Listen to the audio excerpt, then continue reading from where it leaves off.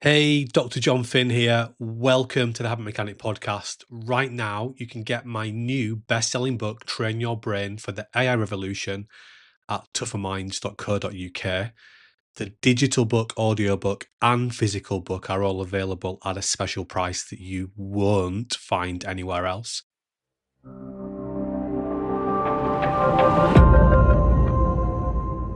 Welcome to the Tougher Minds podcast. I'm Andrew Whitelam. This episode is a special interview with Tougher Minds founder Dr. Jon Finn. I asked him how he and his colleagues have developed the unique and award-winning Tougher Minds programs. I began the interview by asking Dr. Jon to explain what first attracted him to performance psychology. Well, the first recollection of thinking about performance psychology was actually in my dad's van. And I think we must have been driving to the driving range, the golf driving range, when I was a teenager. And I just distinctly remember on the radio, it was coverage of the British Open. And it was the British Open that the American golfer, John Daly, won. And I don't know what day of the competition it was, but he was leading or doing well. And the radio discussion was all about how John Daly had reported using, I suppose, what we call imagery. He'd reported seeing the shot he wanted to hit, seeing the outcome of the shot before he'd hit it. And the interesting thing that got my attention was they were discussing whether that was cheating or not, whether that should be actually allowed. So that's the first time I can remember thinking about, I suppose, the mental side of performance. And then sport was something I was always okay at. I was okay at golf, I was okay at rugby, I was okay at football and cricket. And my generation was the generation that where anyone, I suppose, was able to go to university. And we were really encouraged to go to university. But I didn't really know what I wanted to do. And the advice was, well, just first and foremost, pick something that you think you'll enjoy. And sports science was becoming quite popular back then. So I picked a sports science type course because it had sport in it, I suppose. That's the reason that I picked it. And then I just really connected with the sports psychology side of the course. I was studying physiology, psychology, nutrition, motor control. That's the science of how you learn to move. I just got really interested in the psychology side. And I had one very specific moment at university where I'd been selected to play international student rugby, and I was selected in the training squad. We were working up to the Australia Test match, which was quite a big deal. And we were playing in the warm-up game to that match, and I was fullback. And we played, it was sort of a wet, cold, windy day in the north of England. I think I was about 19. We were playing against a professional men's team. And I just remember the ball going very high up in the air. And I was pretty much stood underneath my own posts. And the ball, it was like almost coming to me in slow motion. And all I can remember saying to myself in my head was, don't drop it, don't drop it. And then I started to say, you're going to drop it, you're going to drop it. And then, of course, I dropped the ball. The opposition scored a try. I didn't get selected for the Australia Test match. But the fallout of that was me saying to myself, wait a minute, you're supposed to be studying sports psychology. You need to do a better job of sort of taking advice from all these books and lectures that you're reading and attending. And that's kind of kicked me on then. And about that time as well, I'd ruptured my quad, or one of my quads in my right leg. And that really meant I couldn't train in a way that I needed to train to play high level rugby anymore. So I knew that my rugby career, or a serious rugby career, wasn't going to happen. So I decided to really put my efforts and energies into the sports psychology side of my studies, and I did a dissertation in that area. And then after my undergraduate degree, I went to work in America for a little while, And I remember getting the email from my dissertation supervisor whilst I was in New York telling me that I got a first class in my dissertation, and that meant that I could then go on to study sports psychology as a master's degree at the institute of my choice, which was really exciting. So I suppose that was the start of my career in sports psychology, performance psychology. And the pathway was just really being interested in the broad concept, but also my own experiences of playing sport that really connected this idea that the brain is driving everything that we're doing. Yeah, it's not something that was ever really talked about. Spent an awful lot of time looking at the training on the fitness side and looking at the tactics and the technical stuff, but not really thinking too much about the mental side. So academic beginnings then, but Jon, tell us, if you would, about how you began your professional career in this area then. Yeah, so I completed a master's in sports psychology. And the first job that I got after that was working for a company called Prozone, which don't exist anymore. They're now owned by a company called Stats, I think. But Prozone were a pioneering sports analytics company, and they had some technology where essentially they could put cameras into football stadiums, rugby stadiums, and those cameras would track player movements, and therefore they could start to work out how far the players had run. But then on top of that, they would have people watching those videos and working out how many passes each player had made, whether short passes, whether long passes, how many tackles did people make. And it provided this in-depth set of information for coaches and players to use to analyse their own performance. And Prozone at the time, had some of the biggest sports teams in the world as clients, including actually Clive Woodward's England rugby union team, and they were using that technology for selection. They had it for Franklin's Garden at Northampton's stadium. So I was thrust straight into the world of elite sport, and my job was to help the coaches to use the product. And I got to work with straight away people like the South African rugby union team, doing some work with the goal kicker Percy Montgomery, and using some of the stuff that I learned about developing pre-shot routines. So straight away you were thrust into the world of these sort of elite athletes. One of the clubs that Prozone provided services for was Scunthorpe United, and they were a training club, if you like. And the manager there was a guy called Brian Laws. He played under Brian Clough at Nottingham Forest, who's a legendary English football manager. And I got on really well with Brian and his backroom staff, and I ended up actually going to work for him, using my psychology skills and also helping them to analyse, what was going on the field during games. So I went from working for a company that was providing services to professional sports teams to then starting to actually work for the professional sports teams. And at the same time, I also started to lecture in the Carnegie Faculty of Sport and Education at Leeds. And then I also started to work for the Professional Golfers Association as well at the same time. So I played golf and I was really interested in working in golf, and I'd done a little bit of that during my masters, and that led to a connection at the Professional Golfers Association. Many people don't know that people that are called PGA pros, they actually have to do essentially a degree in golf. That's their training to become a PGA pro. And traditionally that degree had three components. It had golf coaching, learning how to run a business, and then learning how to repair golf clubs.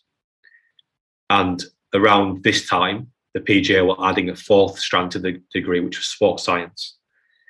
And they were looking for people with expertise in sports psychology to come and help them to develop that part of the training program.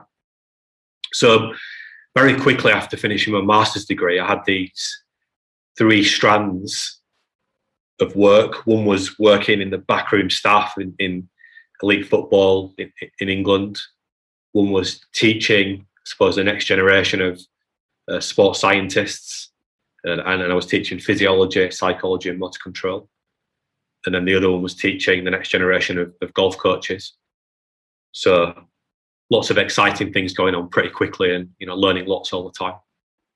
Yeah, and how did you then start to develop the understanding of the vital importance of the brain, of human behavior, and of habits, and hence the specific approaches to improving things like resilience and leadership that Tougher Minds takes?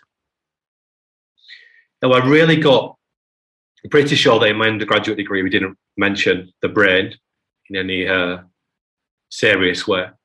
But when I went to do my master's, the institute was very research focused, and they were really keen to get under the bonnet of what was going on inside the human body and brain, and to use those insights to help athletes do better. And they were doing certainly pioneering work, and there were several things going on at that institute, which was Manchester Metropolitan University, and then a very, very specific sports science outfit there. And when I joined, they were doing, for example, research for NASA, the space agency, and they were looking at muscle atrophy and the impact of the gravity essentially has on muscles. And they had these world-leading physiologists running those projects that we were taught by, and seriously clever people, but sometimes a bit dull and boring in their lectures. And I fell asleep in one of them. One of the professor's lectures is the first time and only time it's ever happened to me. But sort of genius people, but could be a little bit boring as well at the same time. So there's that group of people there. There were another group of sports scientists that were, working with some of the top athletes in the UK at the time, people like Paula Radcliffe. And these scientists were people like Andy Jones, the physiologist. The work he was doing with Paula Radcliffe was, it was giving her that 1% extra advantage that was helping her to become the best in the world. Another guy was working with Denise Lewis, and these people were winning gold medals. And then the sports side guys, what I'd say, were uniquely interested in how the brain impacted performance and learning and training. And sports psychology is quite a small community, and subsequently when I've spoken to colleagues and friends that did similar master's degrees at other institutes, they weren't looking at the same things we were looking at in terms of the brain. So I believe what we were studying was unique at the time. And one of the things that was happening in that period was that functional MRI scanners were becoming a lot more accessible. And at the time, France, I think just as a country, had invested quite a lot into functional MRI scanners. So we were getting exposed to all this new research that was emerging from actually looking inside people's brains in real time, because that's what the functional MRI scanners allowed us to do. So just these fascinating insights. So that really piqued my interest, and we took a deep dive in many modules looking at the neuroscience of sports performance, etc. And then that interest just followed with me in my career. So one of the research projects I undertook at Manchester Met was looking at mirror neurons, and in fact we did 2 studies in that area. And I took that same interest with me when I started to work at Carnegie. I set up other experiments where we were looking at the role of mirror neurons of learning, and specifically learning how to perform under pressure. And then I suppose as I got exposed to how we were developing and training elite athletes, it became really apparent to me that we weren't helping them to understand their brains. We weren't helping them to understand how they could think more effectively using really good insights from neuroscience and behavioural science. And that fascinated me because it seemed like that part of their development was being left more to chance than the fitness side and the physical side. When I was working at Scunthorpe,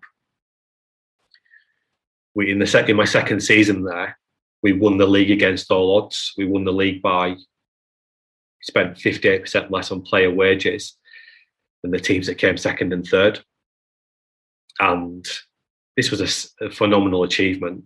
And it was a UK record in professional football for the least amount of money spent on player wages for the most amount of league points gained.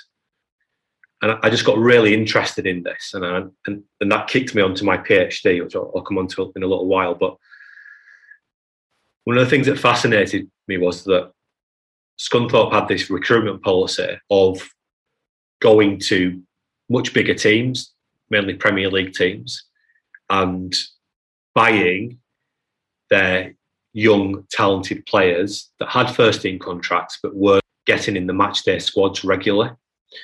So they were good players, but they were only maybe 18, 19, 20, and they weren't better than Steven Gerrard or Wayne Rooney. So we'd often take these players on loan, see if they were all they were cracked up to be, see if they fit into the culture of the team. And if we liked them, we typically signed them for about £100,000. What happened to some of these players were that a few years later, they were worth millions. One player in particular, we bought him from his hometown club for £100,000. And if I'm right in remembering, about 2 years after that, we sold him back to the same team for about £2.5 million. And he was their product ultimately. But I was seeing other examples, not necessarily at Scunthorpe, but I was seeing other examples of young, talented people who were, the best thing since sliced bread when they were 18, 19, 20. But when they were 22, 23, no one was even prepared to pay them a salary anymore to be a professional athlete. And it occurred to me that it wasn't because they weren't physically fit, and it wasn't because they didn't have the technical and tactical skills to be a professional footballer. It was more about what was going on in between their ears.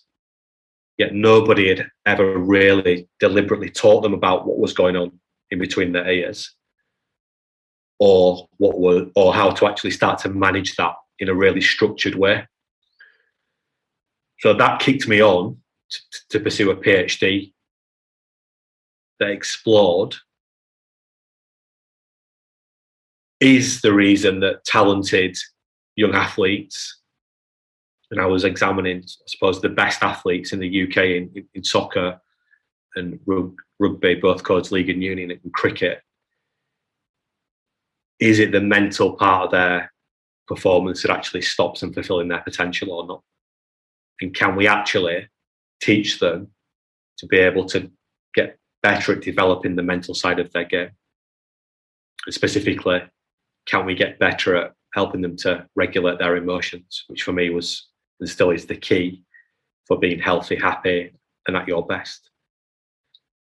And within that piece, I was also interested in, can we develop these young people to become better leaders? Because that was another interesting thing I was observing at Scunthorpe was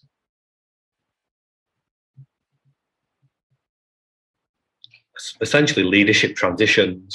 Professional football is quite fluid, and you have players and sometimes staff moving in and out of your first team environment all the time. And it was very striking to me the impact that certain people had, sometimes in a really positive way, sometimes in a really negative way, on the group and the environment. But again, I didn't see a lot of very deliberate leadership development, in the academy structures. So I wanted to use my PhD to learn more about how we could help elite young athletes to do better. And my sense was that if we could help them to understand how their brain worked and how to use their brain more effectively in very simple terms, that would be helpful for not only them fulfilling their potential in their sport, but also broader life, but also in helping them to become better leaders. Because, you know, leadership's about influence ultimately. And if you can't influence your own behaviour, first and foremost, you're going to struggle to influence other people's behaviour. So that was one thing that got my interest, what I was experiencing at Scunthorpe. Another thing that activated my interest in the brain and habits in particular was, I suppose, traditional mental skills training in sports psychology. I'd seen time and again that you could help athletes to understand that they needed to speak to themselves more helpfully under pressure, or they needed to, you know, use imagery to get better at controlling their thoughts. But it also was emerging that for some athletes that was quite an intangible idea. But also, even if the athlete understood what they needed to do, so they knew what they had to do, they couldn't necessarily do it when the pressure came on. And in my master's degree, I'd learned about this thing called functional equivalence, where if you want to learn how to get good at, let's say, taking a penalty under pressure, well, your practice has to mirror how you're going to feel under pressure as much as possible. Something that we've now evolved actually into something called the T-TAP model. But part of what I was doing at that time was I was teaching sort of mental skills training modules, both at university and for the Professional Golfers Association, where I'd been tasked with helping golf coaches to help their clients to, you know, think better as they were hitting golf balls, particularly under pressure. So I knew there had to be a better way to teach people how to think. And we had to help people not just to know what they needed to do, but also help them to build this into a habit. And this is why I created what's called the pre-shot training program, which was essentially a tool that coaches could use or players could use. If we take golf as the example. So it was a tool. The tool is made up of some big coloured squares that you map out and lay out on the ground. So you might have a square before you hit the golf ball, and you map some shots and some thoughts into that, some what we call focus words and focus pictures. You might have another square as you're hitting the golf ball that again has some focus words and focus pictures. And then you have a square after you've hit the golf ball. So it was a much more tangible way to help the golfer in this case to actually practice what they were thinking before, during, and after they were hitting the golf ball. And it gave them a really tangible way just to embed this way of thinking into their practice, so that when they got onto the golf course, they had a much better chance of having those thinking habits drilled into what they were doing. And again, you know, outside of the Scunthorpe and the PGA bubble, I was really extending my consultancy work. So I was working with some people that were deemed to be the best coaches and players of their kind in the world. And I was taking a huge interest in, I suppose, the best practices in athlete development and support. And again, I just felt that the psychological side was lacking and it was being left behind.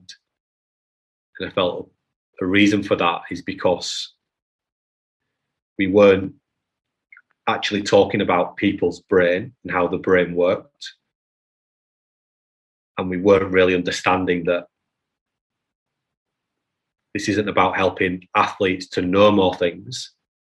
It's actually about helping athletes to build better habits, so that what they know just becomes ingrained into what they do. So I'd learned an awful lot about how the brain how brains work from my master's degree, and I'd carried on that pursuit. And I was just increasingly interested in using those insights to help people to do better. So I pursued my PhD so I could learn more about that, learn more about what was going on inside elite athletes' brains as they were going through challenging transitions. How did stress impact their thinking, and could they learn how to think better and get better at regulating their emotions? I was evolving the pre-shot program, mainly with the PGA, but we've started to roll that into different sports, into rugby and cricket, into tennis at that time, to actually give coaches and athletes the tools that they could use on the field of play to practice thinking properly and building those better habits. And then, in my consultancy work with the coaches and leaders that I was working with, I was just experimenting all the time on not how do we get them to know what they need to do, how do we get them to turn that into a habit, turn that stuff into habits. That led me into not just knowing about how the brain works, but actually experimenting with how can we get people to use that in their day-to-day athletic lives and use that information to do better, both on the field of play, in training, and also in their broader life. And the experiences, the pathway, the journey that you've just described to us, Jon, that's part of a major part, in fact, of why you describe the black box theory in psychology, or black box theories and black box approaches to improving resilience, mental performance, leadership, as being flawed.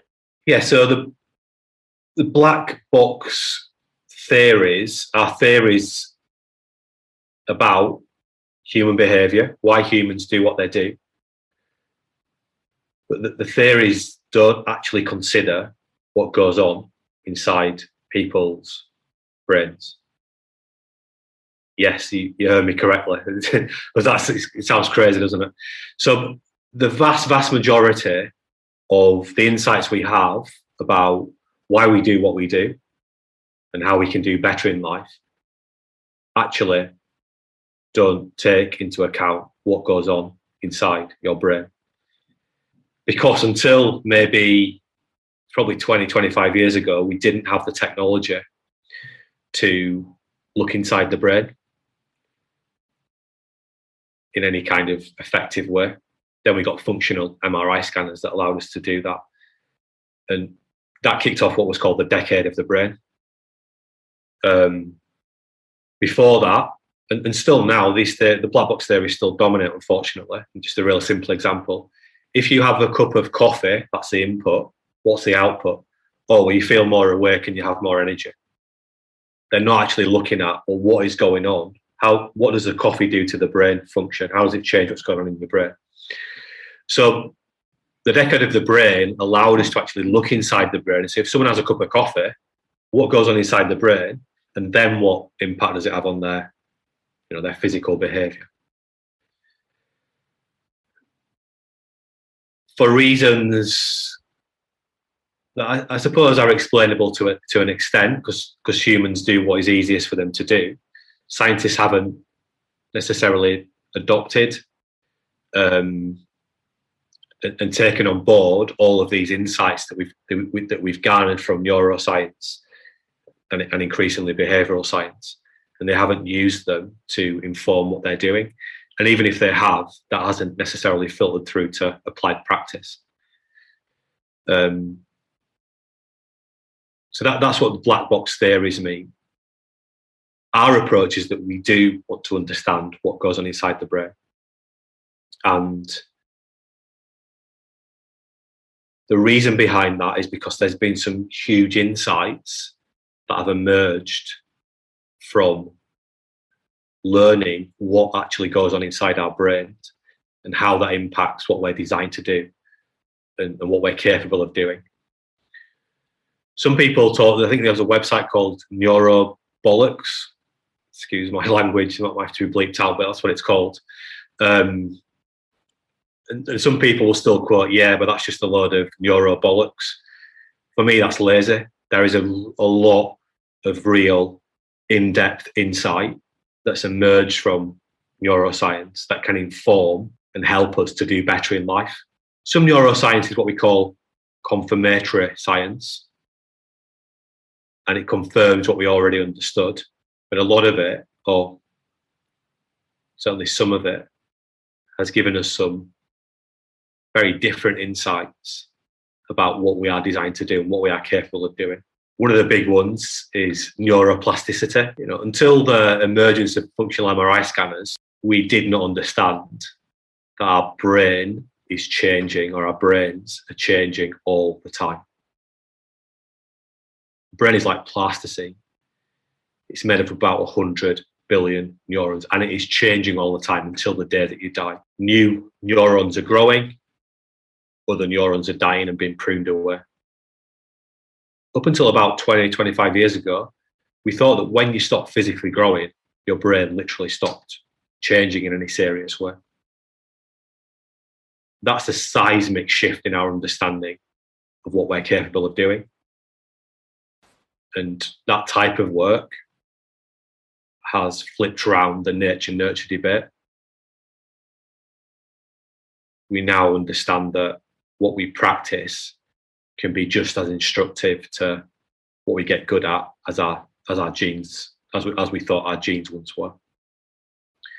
Another huge insight we've gotten from neuroscience is just how attracted our brain is to threats and worries and problems. There's an old management technique called the sandwich technique that says, give them a positive, give them a negative, give them another positive. Neuroscience shows that that isn't enough, because our brain is magnetized towards a threat and negative emotions, because it's a threat detection machine. So therefore, the 2-to-1, which is the sandwich technique, give them 2 positives and 1 negative, isn't enough. We now know that the negative is so heavy that it needs at least 3 positives, in very simple terms, and sometimes up to 11 or up to 15 positives to balance it out, because our brain is designed to pay attention to the threat. Another thing that's emerged from neuroscience is that the part of our brain, we have a part of our brain that's designed to make us pay attention to what other people think about us. So in our 8 brain model, our APE acronym is alive, perceived, energy. So the P, perceived, is about social status. The part of our brain that makes us aware and concerned about what other important people in our lives think about us is hardwired in to the parts of our brain that tell us we are thirsty and we are hungry. So Maslow got this wrong, that our primary concern, or one of them, is what do people think about me, because humans are not the biggest or fastest or strongest animal on the planet, but they are the best at working intelligently in teams. So when you're in a team, your survival chances go up, not only because there's strength in numbers and you can become better at solving problems, but also because you've got a better chance of reproducing. So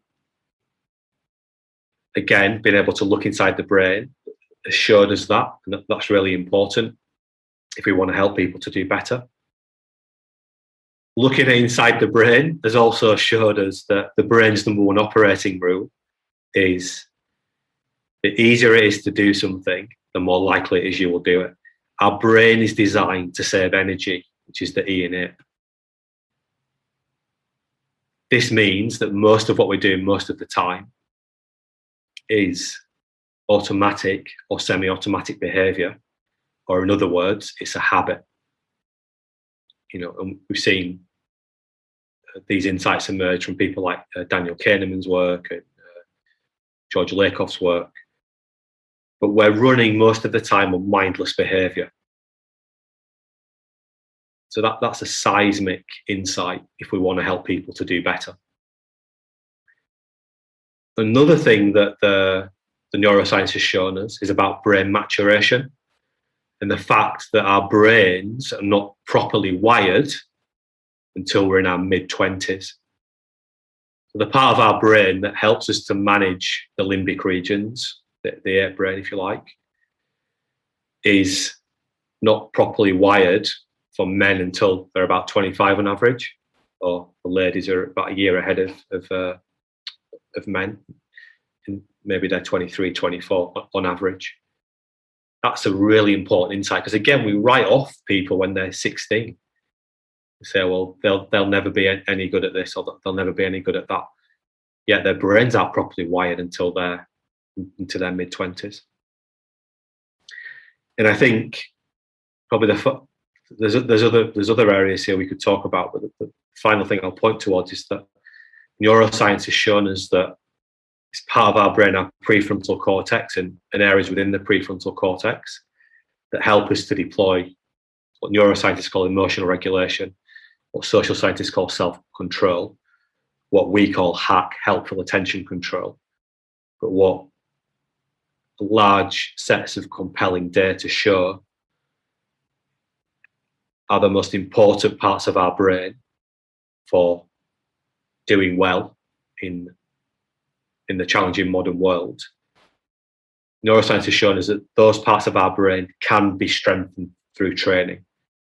So it doesn't matter how good we are at managing our emotions or deploying self-control or managing our attention, in other words, we can all learn to get better at it, because these sites are like plasticine, they're trainable. So these insights are seismic, and most people are not using them when they're helping people or trying to help people to do better. That's the equivalent of taking your car to a garage and the mechanic doesn't actually know how the engine of your car works. They're not going to be able to do a good job in fixing your car engine.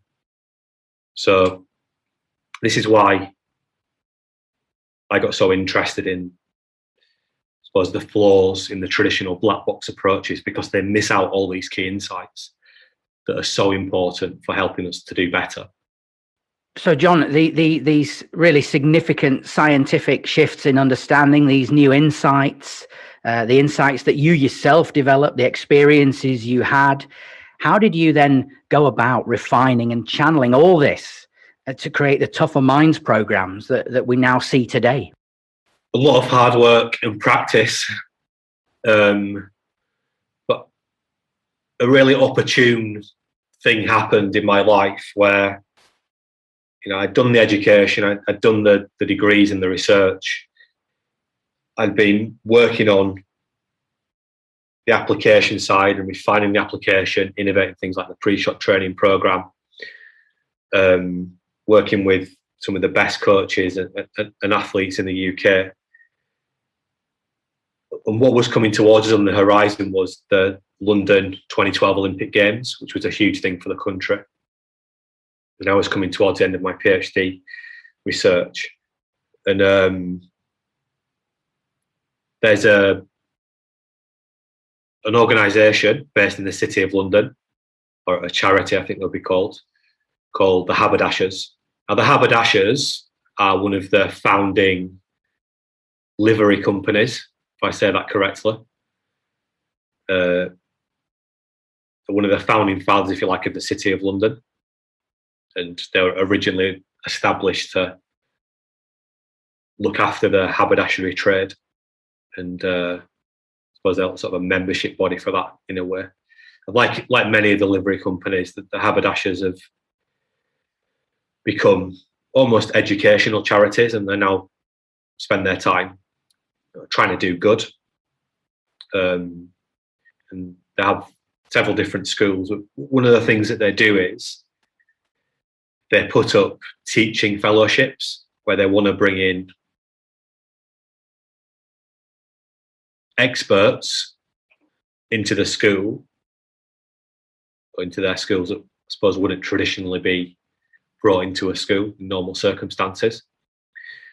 And there's a haberdasher who actually went to to the Monmouth school, called Colin, or Sir Colin Moynihan, who at the time was the head of the British Olympic Association. So he was heavily involved in getting the Olympic Games for the UK, but also in managing that process and hosting the Games.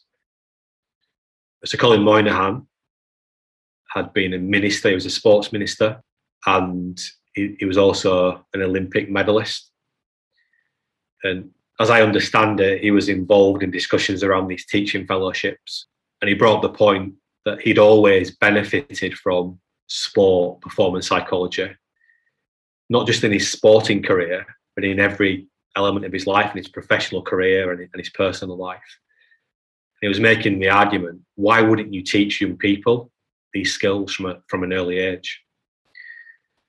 And essentially, the haberdashers created a position, the sport or performance psychology teaching fellow, for someone to go into the Monmouth schools with a blank piece of paper and say, right, how would you teach our young people sport/performance psychology skills?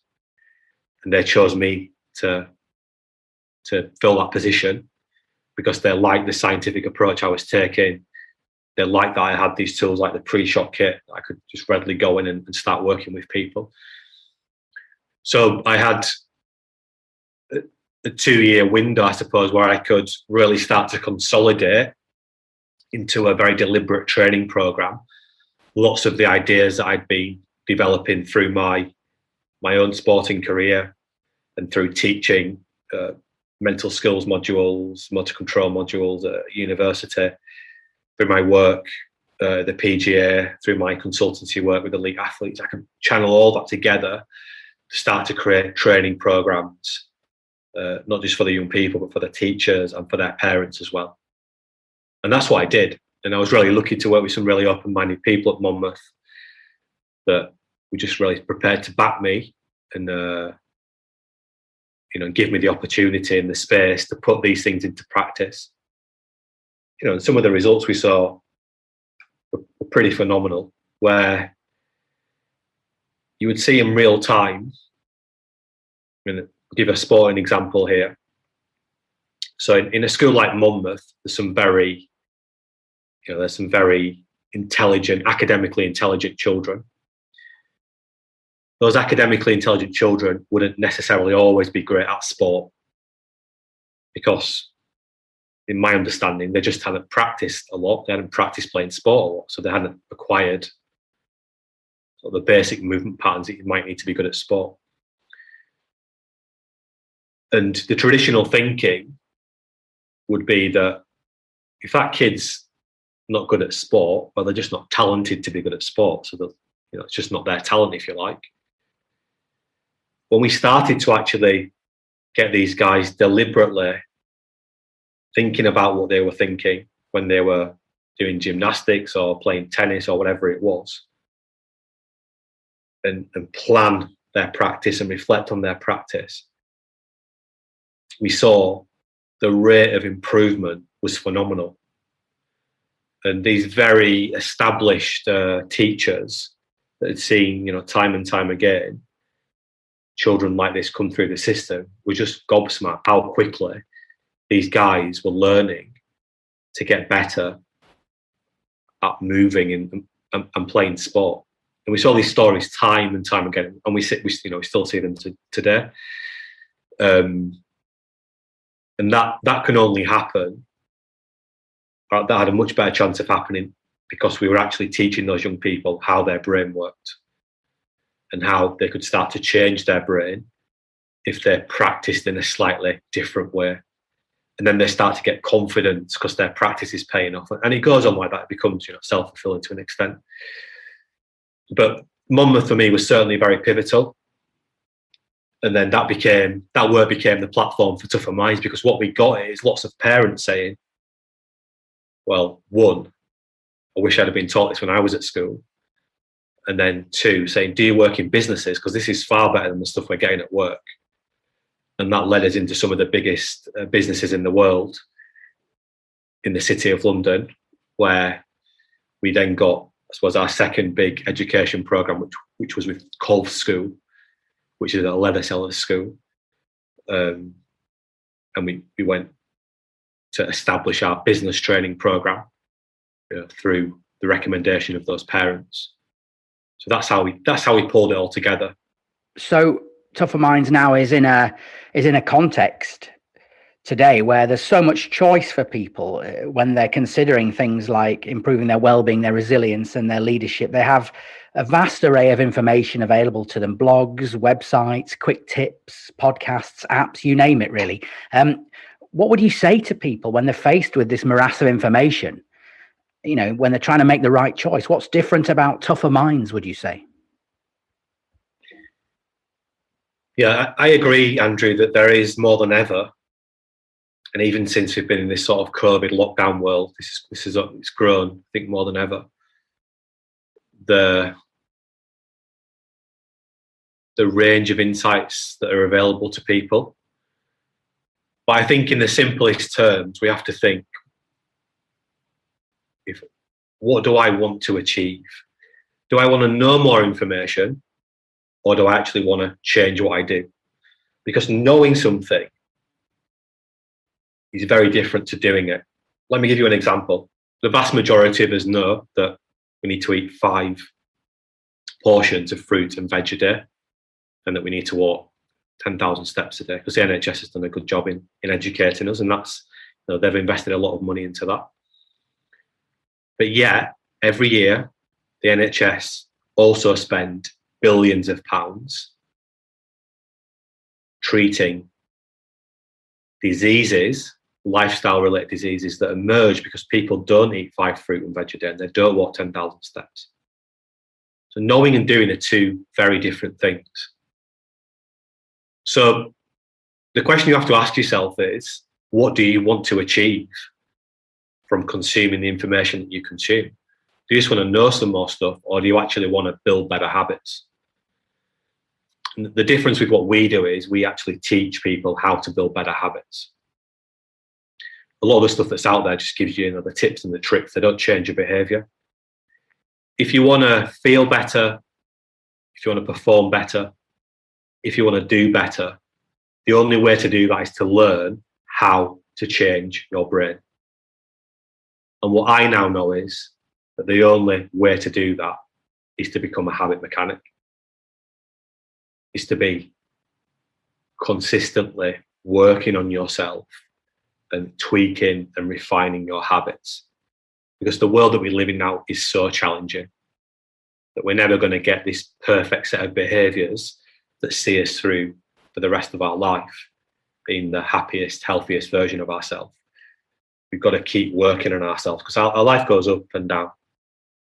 And we teach people to become habit mechanics so that when they notice themselves going down, they can recognize that more quickly, and they can start to tweak their habits so they don't fall quite as far, and they can start to get back on track. But also, when people recognize that they're doing well and they're on an upwards curve, if you like, that they can recognize that as well. And that if they need to, they can push themselves a bit harder if they need to, or they can, step off the gas pedal if they need to. So it's about, I think what we should be looking for is not just knowing more stuff, but actually doing things differently. And the only way we can do that is to build better habits. And for me, the big danger signs are, would you take your car to a garage where the mechanics don't actually know how the engine of the car works? I wouldn't. So if you're working with someone or you're taking advice from someone, the question is, do they understand how your brain works? Are they using old, traditional black box approaches? Or are they using new, modern approaches? And what I can see in the marketplace is there are a couple of programs out there that use good insights into neuroscience. The vast majority don't. They're still using old traditional black box models. But insights into neuroscience aren't enough. We also have to use behavioral science to help us to build new habits. And as far as I can see, Tougher Minds and the habit mechanic approach is unique in combining both neuroscience and behavioural science to actually help people to understand how their brain works, but also to systematically and consistently start building, small new helpful habits that help you to feel and perform better. So there'd be some of the things I'd be thinking about. So tell us then, Jon, if you would as well, what sort of experience do people have when they actually take up and engage with a Tougher Minds program for either resilience or leadership development? Yeah, well, what we always want to do first and foremost is help people to understand how their brain works, not so that they can label every single little bit of the brain, because that's not that helpful. We just want to give people a good functional understanding of what goes on inside their brain and why that might make their life more difficult, but also what parts of the brain they can change to make their life easier. So that's how we always start. And then what we do is we train people to become habit mechanics so that they can start to analyze their habits and build new ones. And to do that, we teach them to be able to do me power conditioning. And we have a structured program. So we have level 1 habit mechanic, which anyone can sign up for free. And we have a level 2 habit mechanic program, which is where we teach people how to do me power conditioning. Once you can consistently understand and put ideas into practice that help you to be at your best more often, then if you want to, you can start to learn how to help others to be at their best more often. In other words, you can become a leader, or what we call a chief habit mechanic. So once you've done me power, once you learn how to do me power conditioning, we then teach people how to become team power leaders or chief habit mechanics. And we have tools that we've developed that allow people to analyze a team's habits, to analyze their leadership habits, and help themselves and their team to consistently keep building better habits that makes it easier for the team to do well and for you to keep improving and learning as a leader. We have a coaching program for that. We also have an off-the-shelf program. So at the heart of what we do is we teach people how their brain works. We teach them how to become habit mechanics so they can first of all learn to analyze their own habits, to be at their best more often, and then we teach people how to become leaders. And Jon, of course, you work with so many different people, with individuals, with many major businesses, many major organizations. What are the benefits that people and teams report to you, and how do the programs actually help them?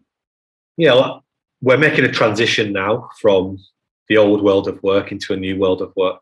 And this is making the training that Tougher Minds offers even more important, because actually what we're going to be much more dependent on now is people being even better at managing themselves in a very challenging world. Because we're asking people to work more flexibly, remotely. So we're asking people to work outside of the company's traditional culture every day, because when you're not in the office building surrounded by people, it's harder for the culture to actually influence your behaviour. So fundamentally, the first thing that Tougher Minds programs do is they help people to get better at managing themselves, starting with their sleep, their diet, their exercise, their stress, their confidence, their productivity, performing under pressure, whatever it is. And I think the simplest way to explain this is that there's only 24 hours in a day. That's all that we've got. And you can imagine that your day is like a barcode. So, but instead of a black and white barcode, think of it as a red and blue barcode. So the red lines represent times of the day when you're doing and thinking things that are not very helpful for you being at your best. The blue lines represent times when you are thinking and doing things that are helping you to be at your best. So in the most basic thing the Tougher Minds program helps people to do is get rid of some of those red lines. And the core thing that we hear people reporting when they learn how to analyze their habits and build new ones, become habit mechanics, is that they save at least 1 hour per day. Because we all spend, and it's broadly invisible to us, we don't see ourselves doing it unless we go looking for it. We're all spending lots of time every day worrying, beating ourselves up, getting distracted, not prioritizing getting enough sleep, not prioritizing getting out for a walk, whatever it is.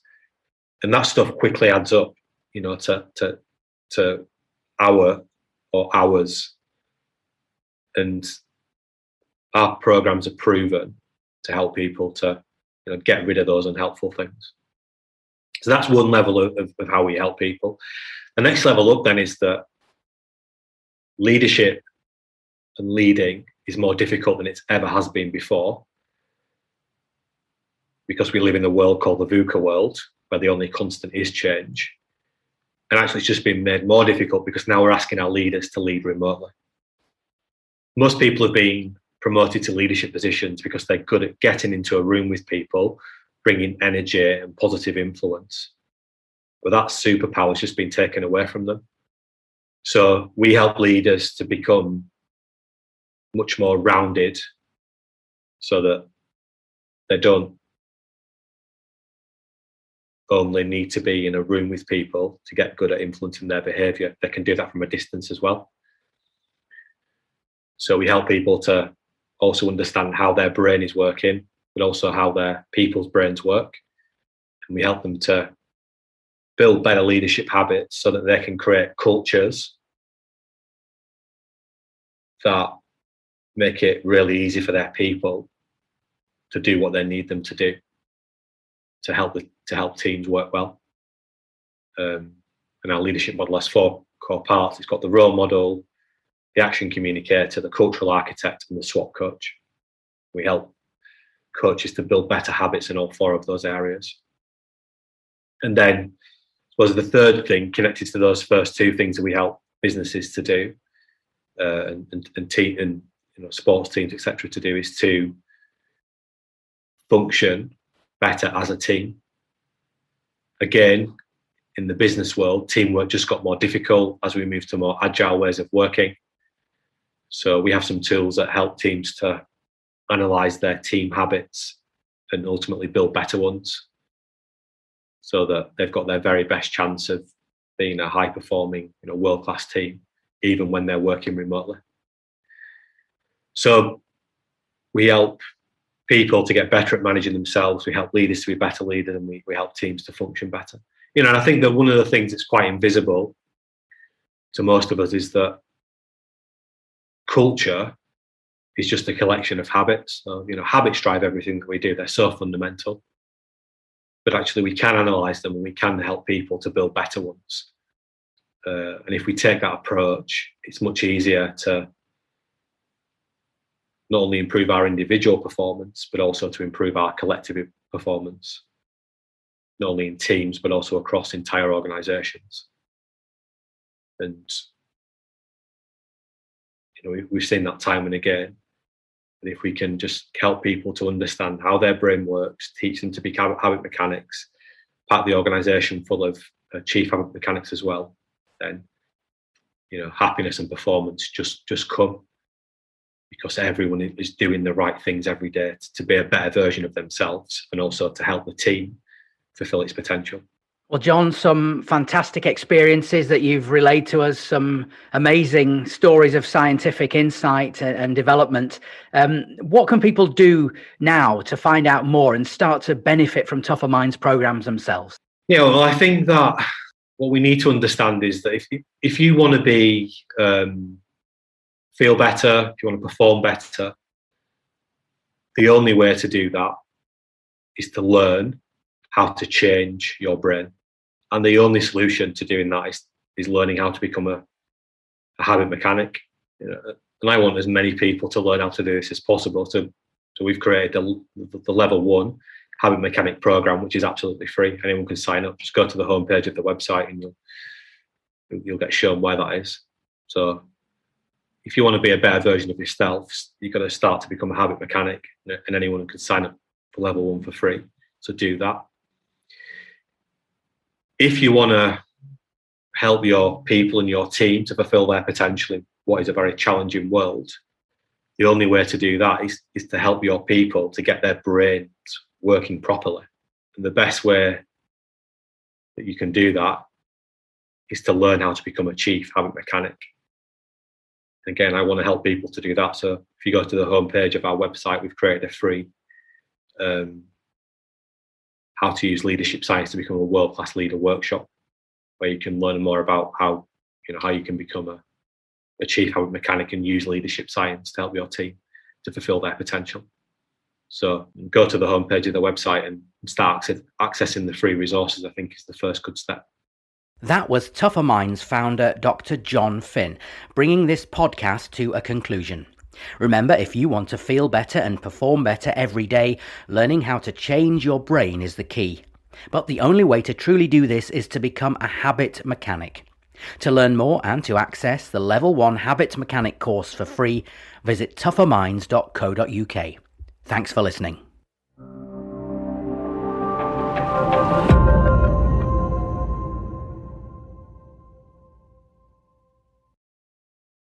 Thanks for listening to the Habit Mechanic podcast. If you liked it, please subscribe and tell someone else about one of the ideas or insights that you found most interesting.